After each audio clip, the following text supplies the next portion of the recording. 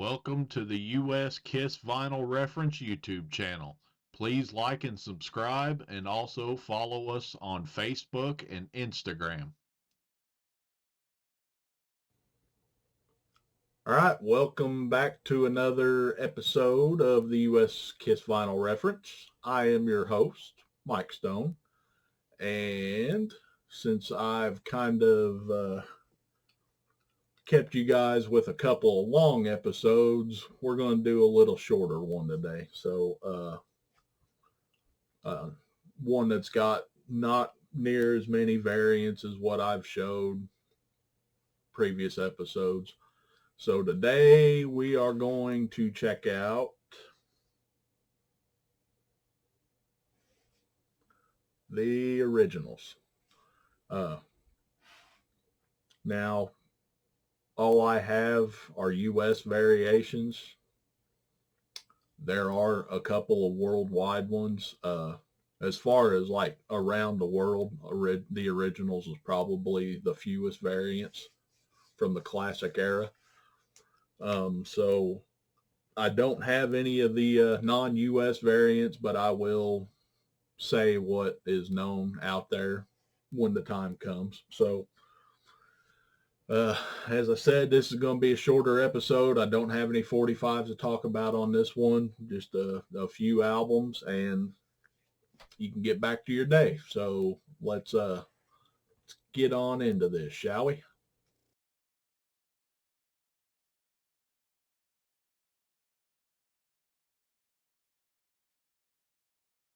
All right, welcome back. I am your host, Mike Stone, and as I said, we're going to talk about the originals today.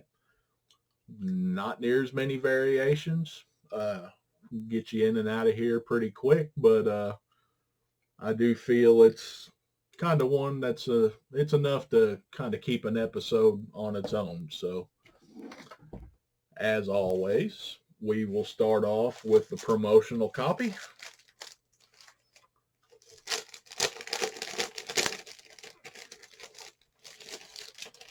Now we've talked about markings on the labels and the jackets in the last few episodes. This one is no different. So there's your promotional copy or your promotional marking for the originals on the jacket. Just a cut corner. All right.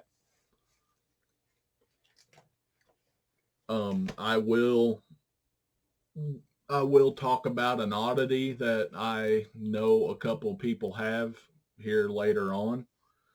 But for now, we're just going to discuss this as a promotional copy. So as I said, we have the cut corner on the jacket. And then let me get all the goodies out here.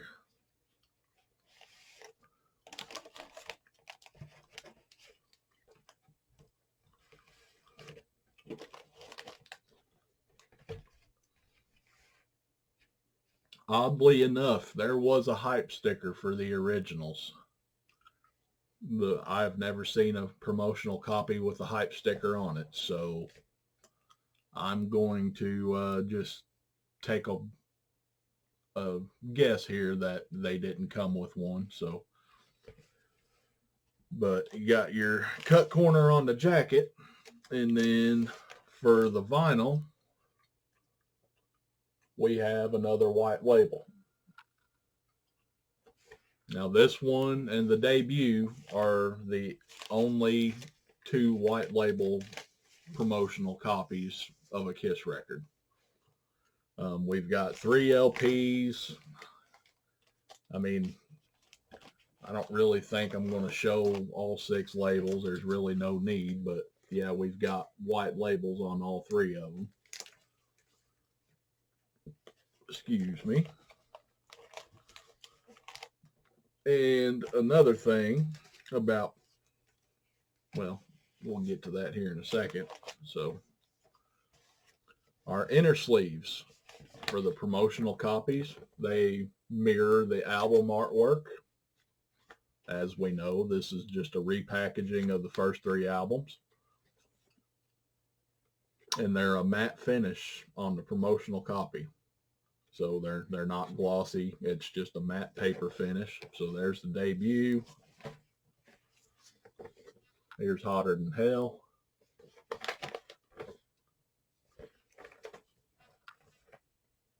And here is Dressed to Kill. All right. I pointed out the finish because there are differences that we'll get into here in a little bit.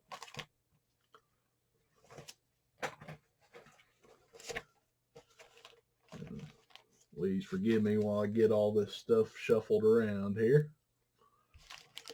And as with other promotional copies, if there are inserts that came with a retail copy of an album, they came with a promotional copy. So with the originals, we have, I think it's a 16-page book. I forget how many pages. Yeah, 16. There's the front and back to that. I may end up scrolling them down here at the bottom, but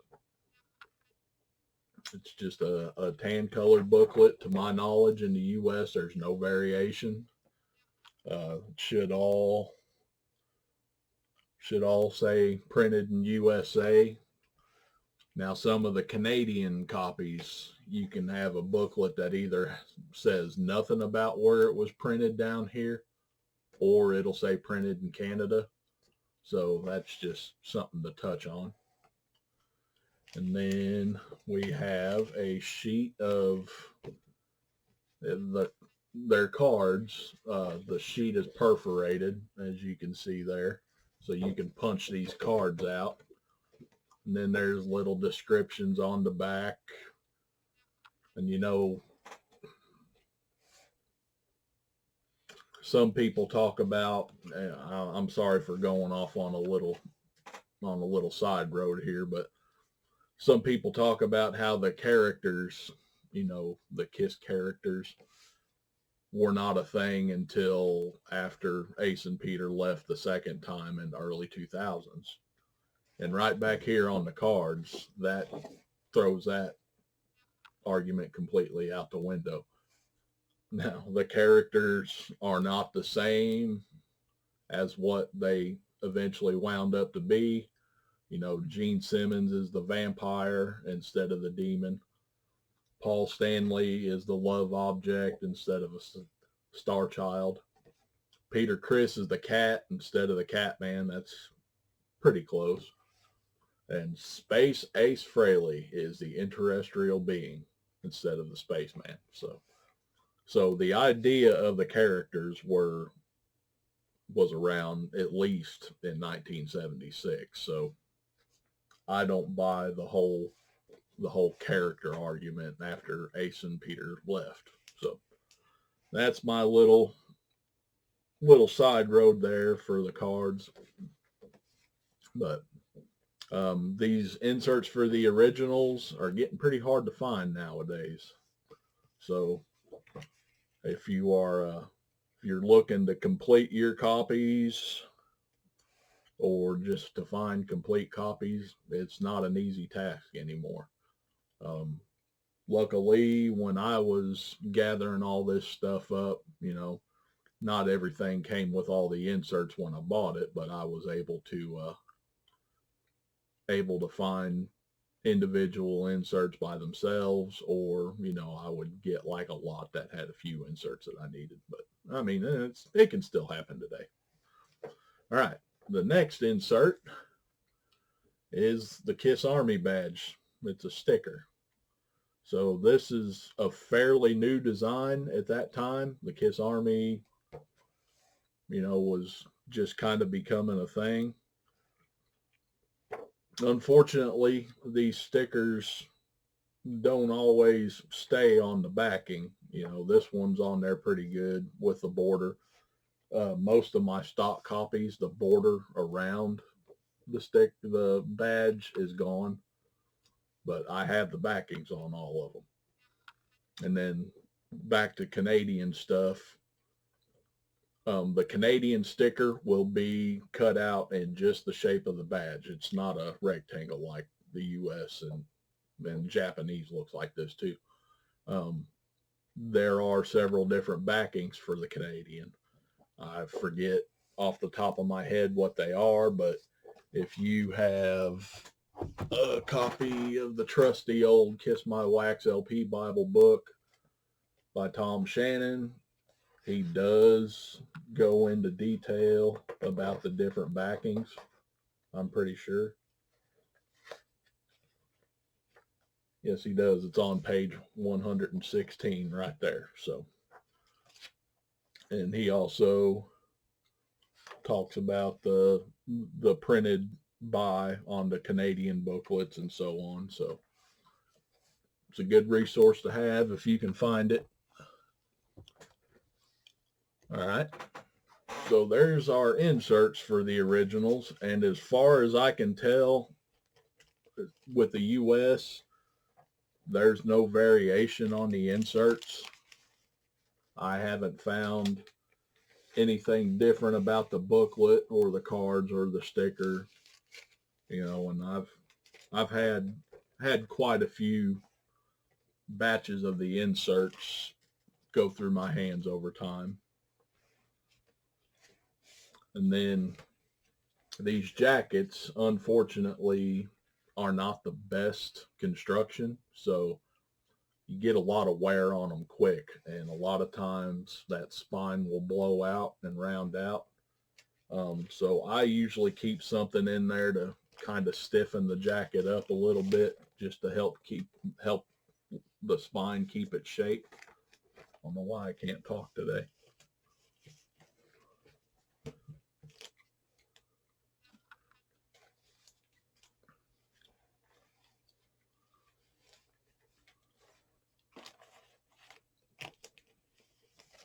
And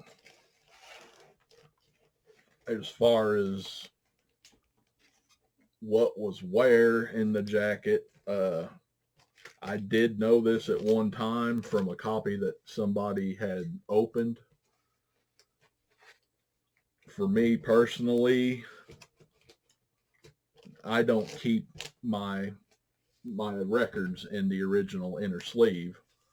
So I have record 1 and 2 over on this side with all the inner sleeves, and then I have my record 3 and the inserts over here.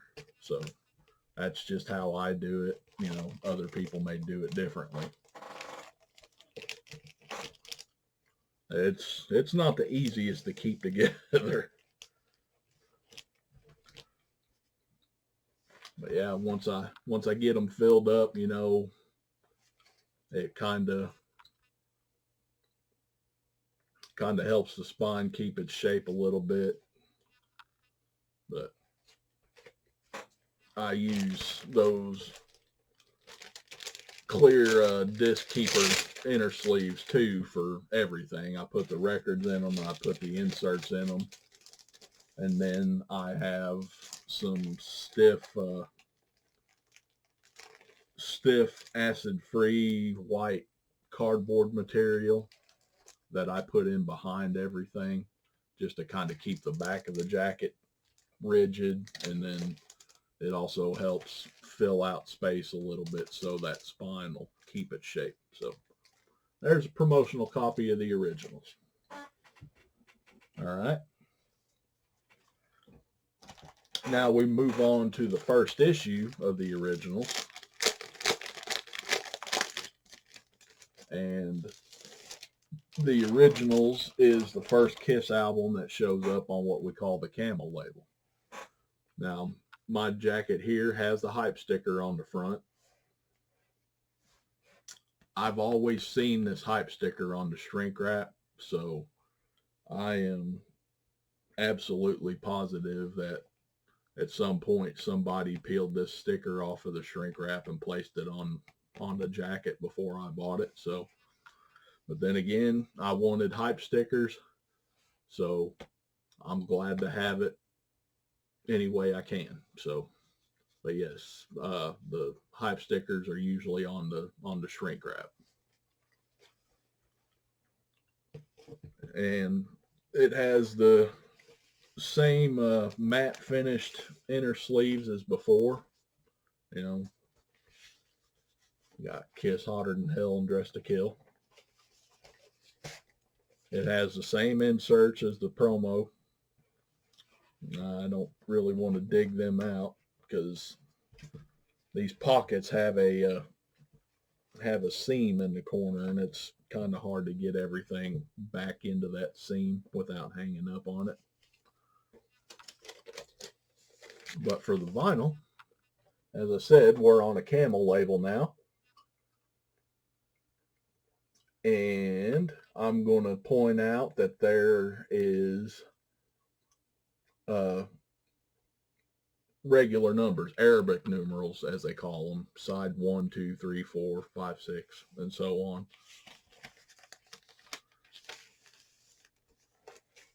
And so, as we know, when I point something out, that means I'm going to show something that's different.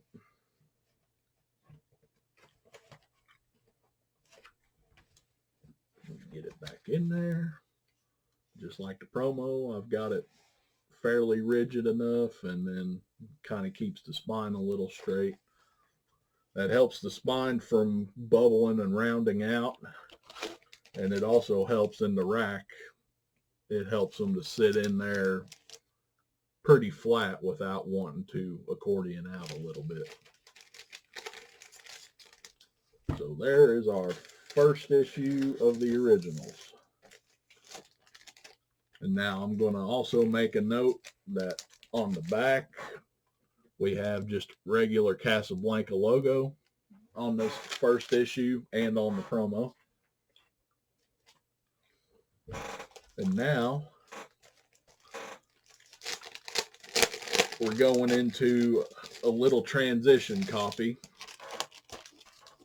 Some people will think that this is a Frankenstein, but there are far too many copies that exist like this for it to be. And I'll give another explanation here in a minute. But first things first, the jacket now has a Casablanca Record and Filmworks logo on the back. And then up here in the corner, it says Second Printing. Now, before I open this up, I do know of 2 people that have a copy in this jacket. And when you turn around on the back, there is a gold stamp. It says like demonstration, not for sale, or something like that. Now, their copies, both of their copies have just regular stock labels. They're not promotional labels. But so with a couple of people, and they both have that same stamp. It says demonstration, not for sale. So with a couple of people having copies with that same stamp, I do believe that maybe once that they ran out of the white label stock there and people were still asking for copies of this, they handed out some copies with that stamp. So yeah, Second Printing on the jacket. And then we've got a Filmworks logo on the back.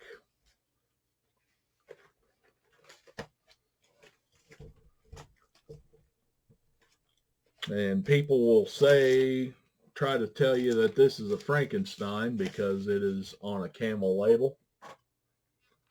Now notice it's Record 1 and then numerals, Roman numerals. So side I, and so on. It is correct like this. This label in a second pressing jacket. So I believe this to be a transitional copy. And it's different from the other Camel label that I shown. And then I have even seen copies of this that have mixed and matched labels. So, you know, the layout on this Camel label matches the layout on one of the Filmworks labels. And I have seen copies where it will be, you know, any combination of, you know, this label with Filmworks label. So it could be Record 1 on this label, 2 and 3 will be a Filmworks label, or any which way you can jumble that around. So this I feel does belong in a second printing jacket. Most of the people that I know that have this variation is in a second printing jacket, and I'm just convinced that that's how it came. Another little thing about the second printing, the inner sleeves. Now we have a glossy finish to the inner sleeves. To me, these look better. They pop a little more. But yes, they're all glossy.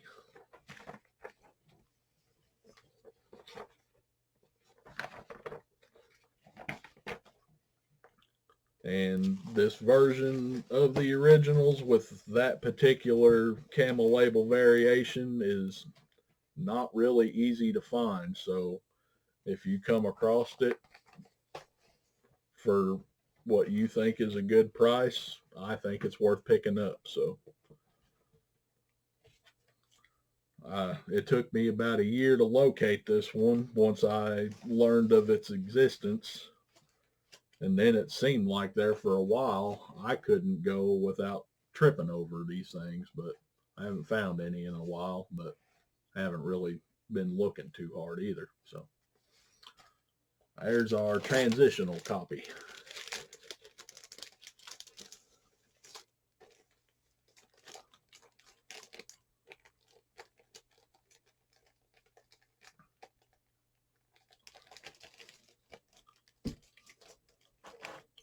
And it's a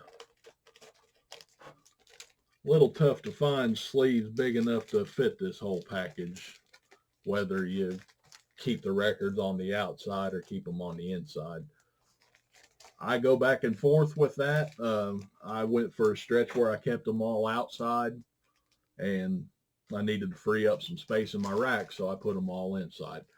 Now, some people will say, well, if you leave the records in the jacket, it'll lead to ring wear. It can. So the things that you can do to combat that is use these resealable sleeves here, or just any plastic sleeve. It doesn't have to be resealable. And don't pack your records in real tight. Like if you have a bookshelf like what I've got my CDs in back there, and you slide your records in like that, don't pack them in real tight and keep them in plastic sleeves, because what causes the ring wear is friction. So my rack over here, everything's front facing, so I'm not packed in tight. So I do not have one single record that has developed ring wear since I got it. So these sleeves and, just not packing them in tight, that's all you need to kind of keep ring wear from happening. So, all right. We got another second printing here.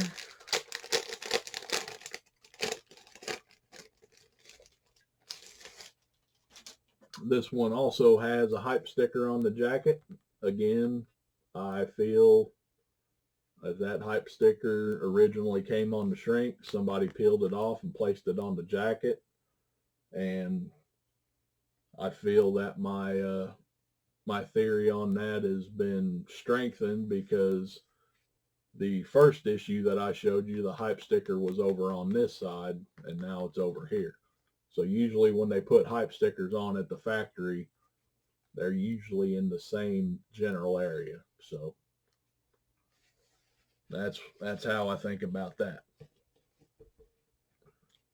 Now this one is on a Filmworks label, and there are Filmworks label variations. So as you can see, got the Casablanca Records and Filmworks at the top. This one says record 1 on the left, Roman numerals on the right, side I, side II. Now, if you go back to the left-hand side, right? It's the left-hand side, yeah. If you go back to the left-hand side and look in the parentheses below where it says record 1 NBLP 7032, it says NBLP 7001 ASBS. So the next record will be the Hotter Than Hell catalog number, NBLP 7006, and the next record will be NBLP 7016, the Dress to Kill catalog number. So that is where the variation lies on this FilmWorks label. And I'm not going to bother pulling out the inserts and all that. We've seen them. And it's a little easier for me to slide one record back in there and the jacket to keep its shape. So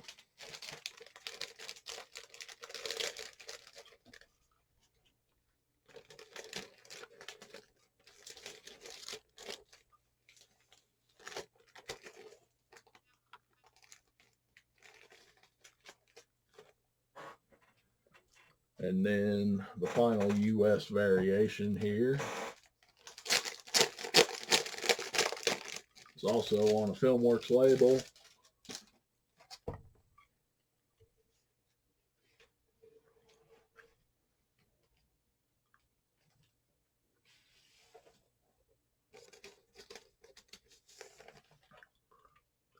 Now, if you remember what I showed you on the catalog numbers the last time, on that left-hand side, when you go down to see what's in parentheses, now it says NBLP 7032-3-ASBS, and it'll carry that all the way throughout the other 5 sides. So that 7032 is the catalog number for the originals.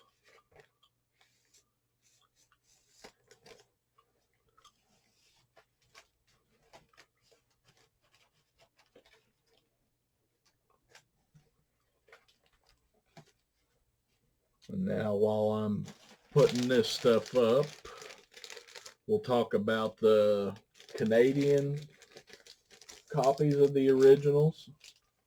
So there are three different variations of the originals from Canada. All three of them have the same jacket that has some text printed over here. And then when you open up the gatefold, instead of the folder pockets, it's a complete sheet across, and it's just a bunch of KISS logos. They all have the same inserts. Canada just got a booklet and a sticker, I believe. Let me check my little source here.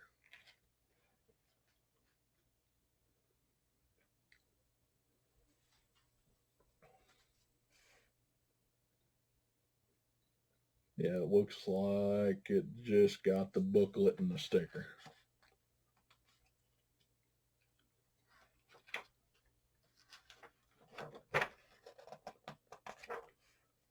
All right.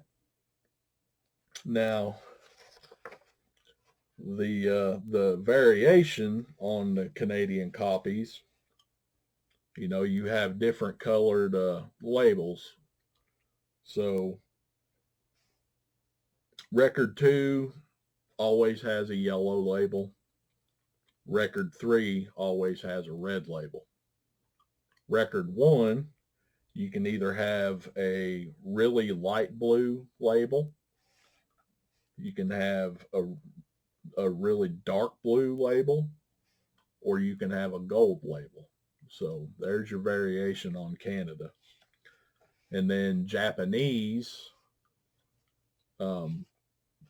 there's 2 different copies you can get from Japan. They'll have an obi that goes across the top of the jacket. It just folds over the top and sits on top. You can either get a white label promo, which is pretty hard to find, or just a copy that's on a Campbell label in Japan. So they both have the same inserts as US. Now the inserts will they'll all say Victor or something like that on them, the distribution company in Japan. The sticker will be slightly narrower, just slightly. The booklet will say Victor on the back. and the cards will say Victor on the back.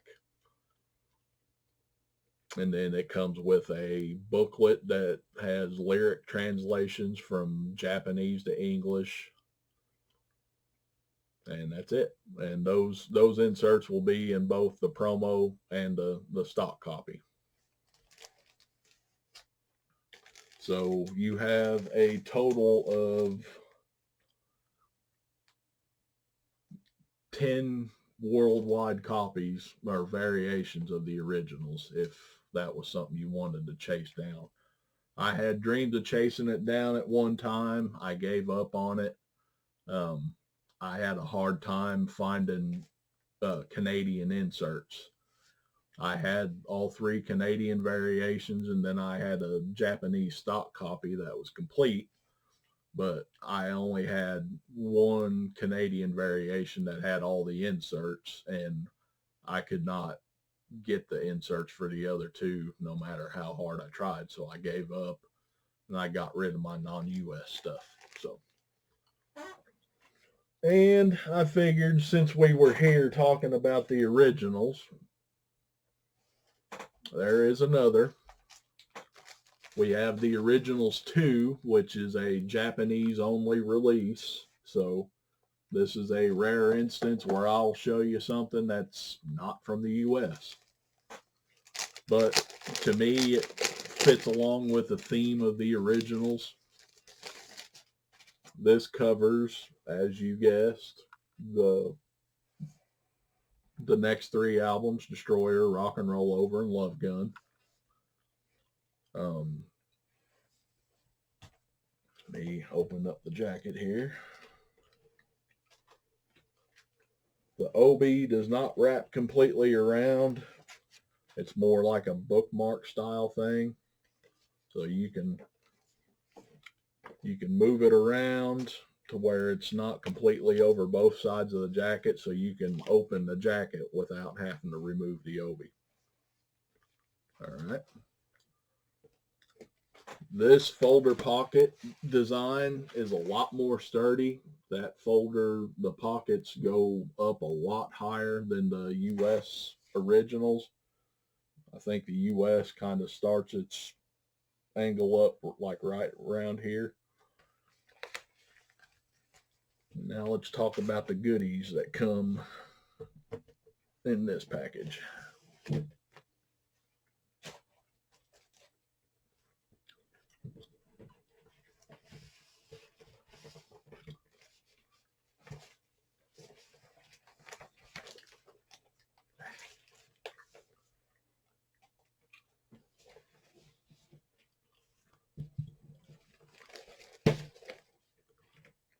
A lot of stuff to move around here. All right, so we're going to start off with the inner sleeves. Again, they match the artwork for the albums. You got Destroyer here. You got Rock and Roll Over here. And you've got Love Gun here.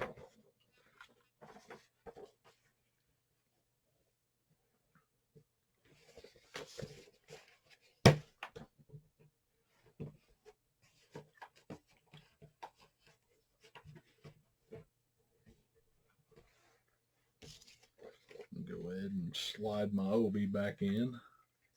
So I usually keep the obi inside the pocket on the top. And then I just wrap it around the pocket on the bottom. So you can open and close the jacket without having to remove the obi. It stays in there. All right.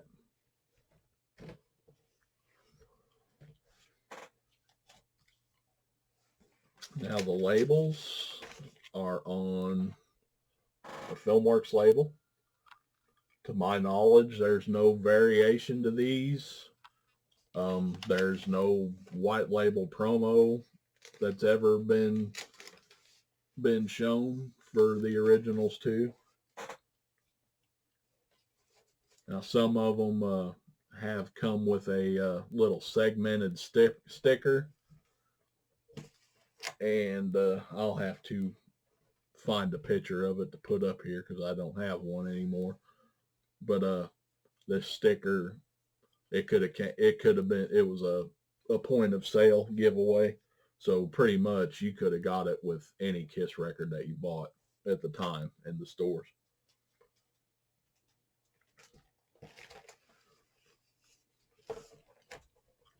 Now, let's talk about what this release is most known for, is the inserts. And I use a stack of plain white inner sleeves to kind of pad that jacket out to help it keep its shape. So, all right, inserts.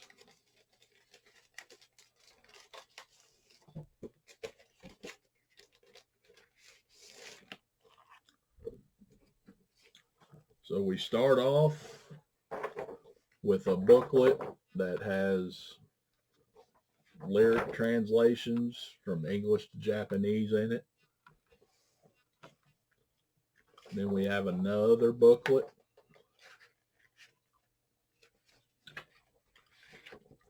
It's just a picture booklet, kind of like what could come with a Live or a Live 2.